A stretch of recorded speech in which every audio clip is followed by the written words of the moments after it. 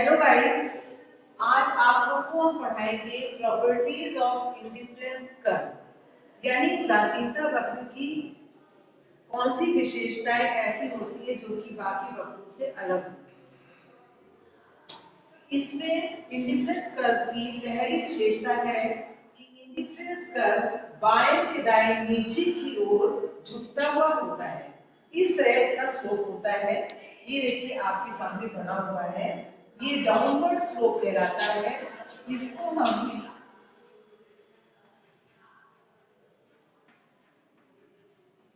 Negative slope भी कहते हैं।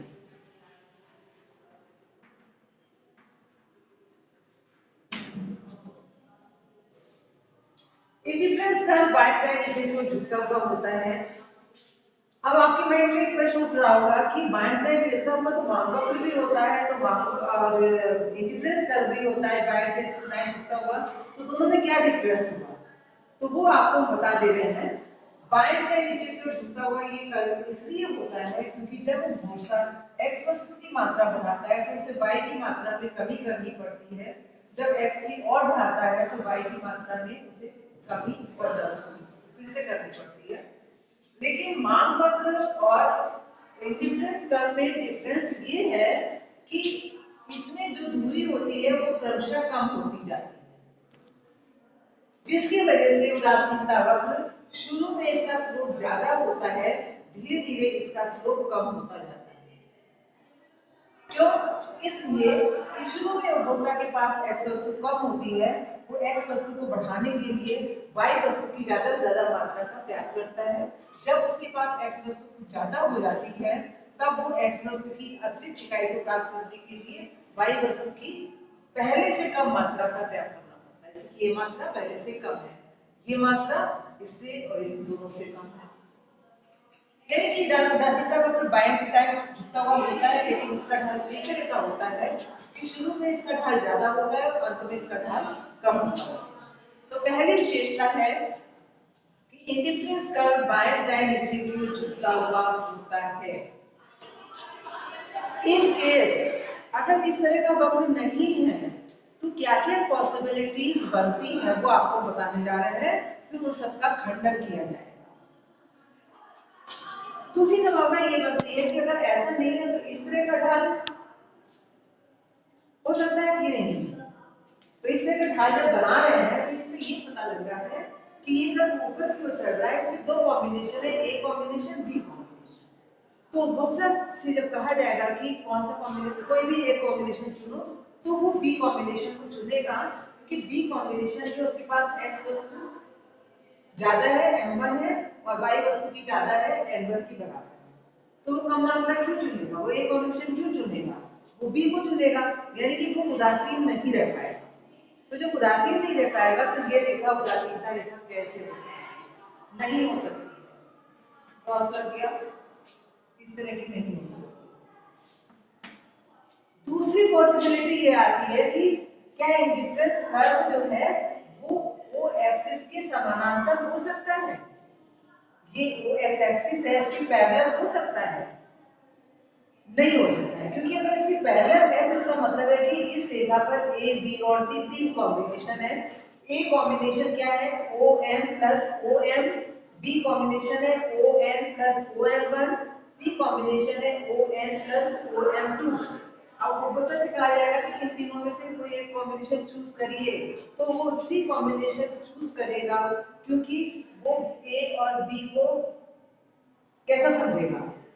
कम समझेगा, अच्छा नहीं समझेगा, क्योंकि इसमें इस कॉम्बिनेशन में एक्स वस्तु की मात्रा कम है और सी कॉम्बिनेशन में एक्स वस्तु की मात्रा सबसे ज्यादा है, वाई की तो बराबर ही है सब में। तो वो सी कॉम्बिनेशन को चुनेगा, वो उदासीन कहाँ रह पाएगा? नहीं रह पाएगा। इसलिए डिफरेंस कर्व इस तरह भी नहीं हो सकता है। अब आते हैं कि क्या difference curve O Y axis के समानांतर हो सकता है? इस तरह का हो सकता है। इस तरह के होने का मतलब ये है कि इस रेखा पर ए बी और सी तीन कॉम्बिनेशन है। ए कॉम्बिनेशन क्या है?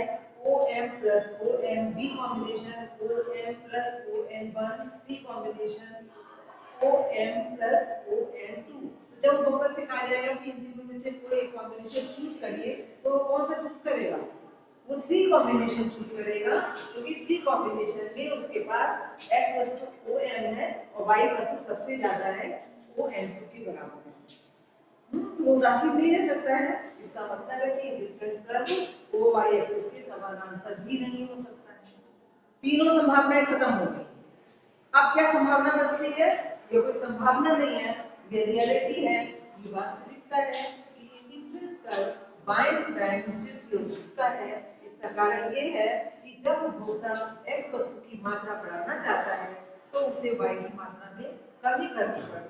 एक बात बच्चों और सुन लीजिए, x की मात्रा बढ़ाने के लिए y की मात्रा में कमी इसलिए करनी पड़ती है जिससे कि उपभोक्ता की संतुष्टि का स्तर समान बना रहे। अगर वो एक की बढ़ाएगा दूसरे की बढ़ाएगा तो संतुष्टि का स्तर तो समान नहीं रह पाएगा।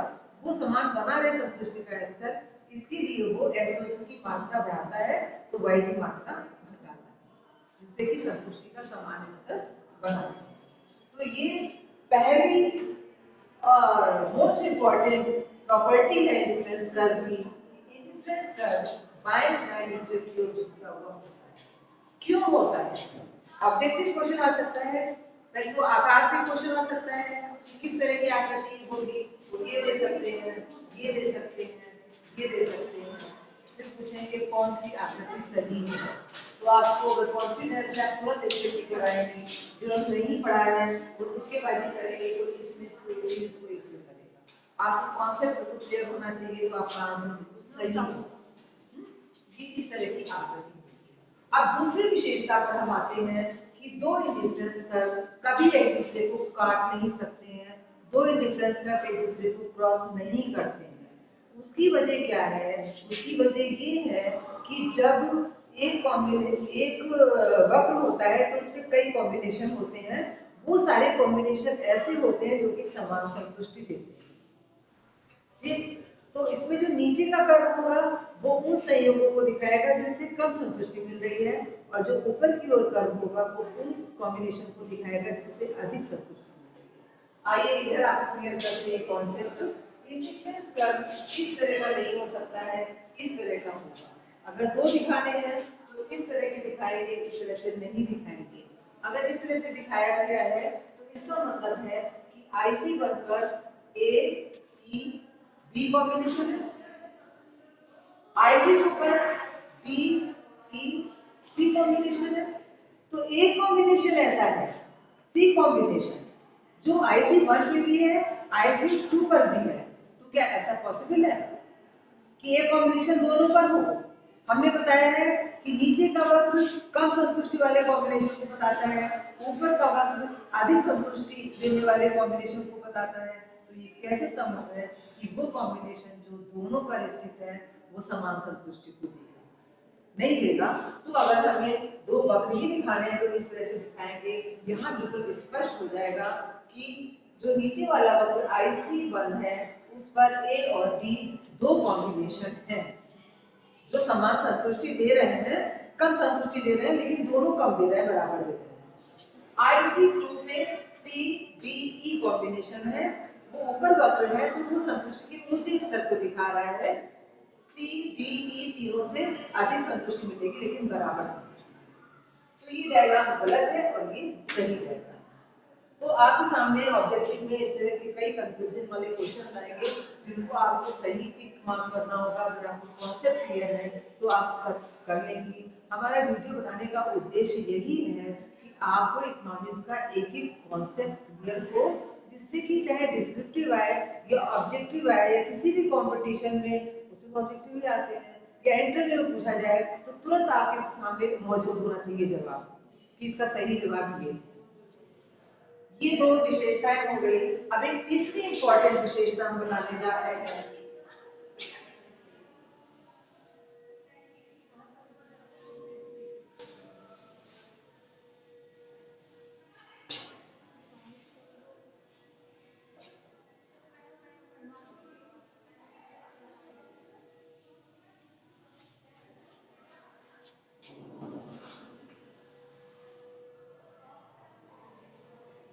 तीसरी महत्वपूर्ण विशेषता है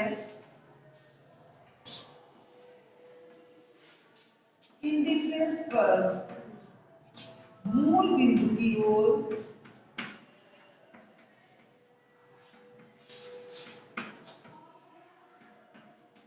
उन्नतोदर होता है।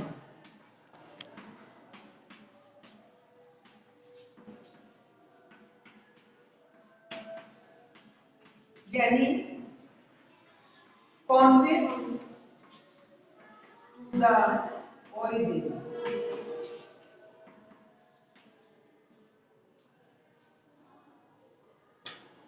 अभी डिफरेंस कर्व फिर से बनाना होगा, ये बाद में बना देते हैं।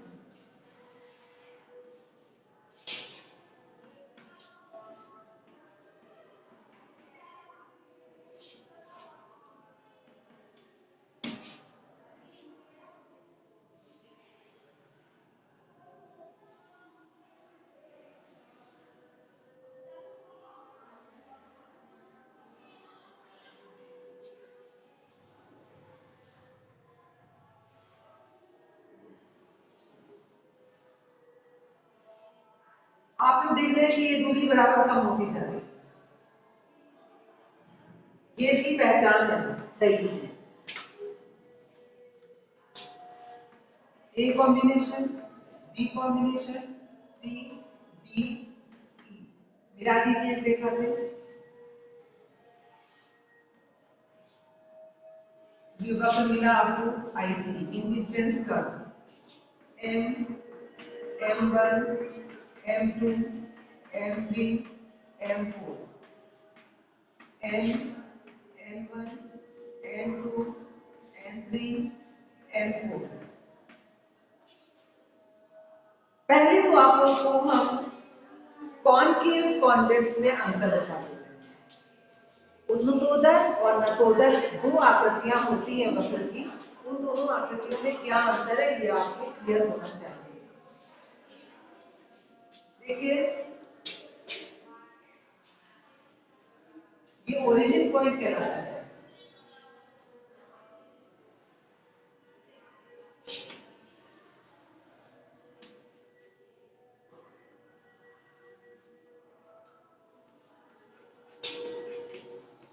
कॉन्वेक्स कॉनकेव, यानी ये हिंदी में कहते हैं कॉनकेव को नतोदर और कॉन्वेक्स को कहते हैं उन्नतोदर। दो आकृतियां होती है उन्नतोदर और नतोदर। उन्नतोदर ये होती है, नतोदर ये होती है। उन्नतोदर का मतलब ये होता है कि इंग्लिश में कहते हैं कॉन्वेक्स टू द ओरिजिन। ये ओरिजिन पॉइंट है, तो अगर इस वक्र का जो झुकाव है वो ओ की तरफ है, झुकाव ओ की तरफ है ना, तो वो कॉन्वेक्स टू द ओरिजिन कहलाएगा। अगर उसका झुकाव विपरीत दिशा में है तो वो कॉनकेव टू द ओरिजिन कहलाएगा। क्लियर हो गया आप लोग को? तो यहाँ पर इंडिफरेंस कर्व की आकृति आपको कैसी दिख रही है? कॉन्वेक्स टू द ओरिजिन दिख रहा है। नीचे क्यों झुक रहा है? बाएं से दाएं। अब आइए इंडिफरेंस कर्व की एक विशेष विशेषता आपको बताने जा रहे हैं, यूनिक प्रॉपर्टी बताने जा रहे हैं। ये जो इंडिफरेंस कर्व है, इसको अगर आप दो पार्ट में डिवाइड कर दें, आपको करना नहीं है लेकिन हम समझ करके बता रहे हैं, करना है। ए से सी और सी से ए दो पार्ट में कर दिया, तो आपको दो विशेषताएं इसमें दिखाई देंगी। एक सामान्य विशेषता में तो ये है कि डिफरेंस कर्व बाएं दाएं नीचे की झुकता हुआ होता है, लेकिन अगर बारीकी से देखें तो इसकी दो विशेषताएं इसमें छिपी हुई हैं। पहली विशेषता ये, इसका ये आरंभिक भाग है, ये अंतिम भाग है। इंडिफरेंस कर्व का जो प्रारंभिक भाग होता है उसका स्लोप ज्यादा होता है, और जो अंतिम भाग होता है उसका स्लोप धीरे धीरे कम होता जाता है, वो समतल होता है। आपको दिख रहा है, शुरू में इसका ढाल ज्यादा है, फिर इसका ढाल कम होता है।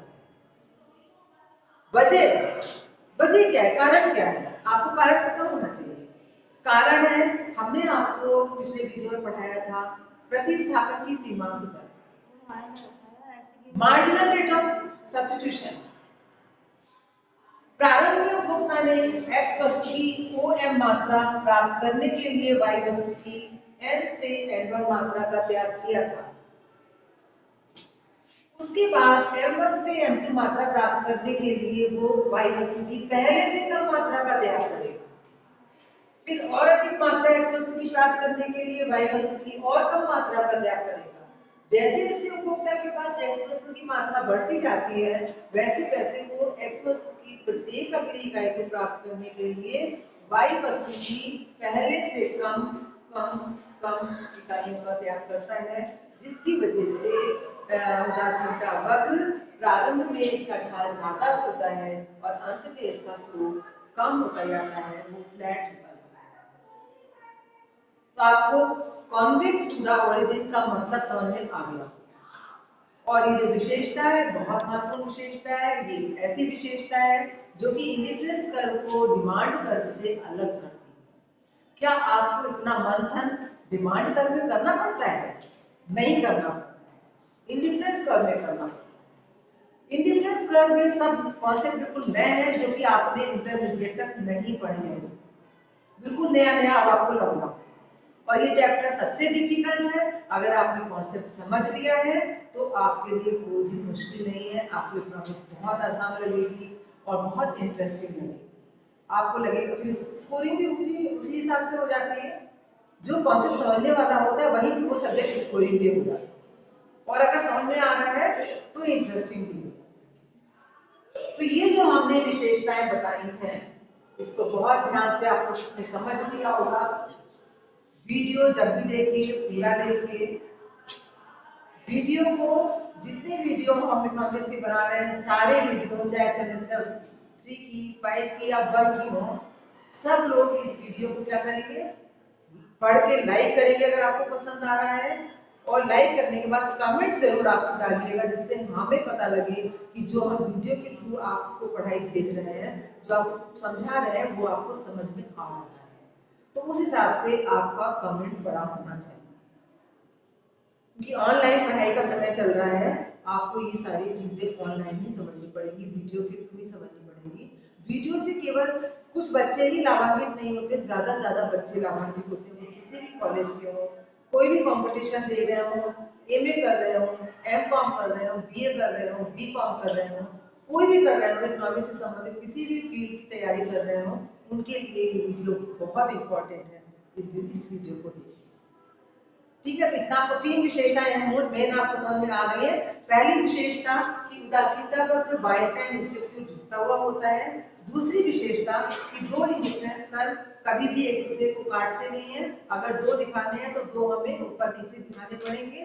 तीसरी और महत्वपूर्ण विशेषता कि indifference curve convex to the origin होता है, मूल बिंदु की ओर होता है। और ये क्यों होता है?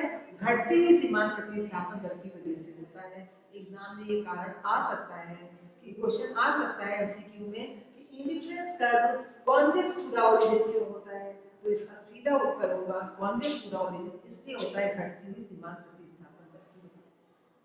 ये इसका मुख्य कारण है। आप समझ गए होंगे आज जितना हमने पढ़ाया है। अब नेक्स्ट वीडियो में इसकी आगे का हम आपको पढ़ाएंगे। Thank you.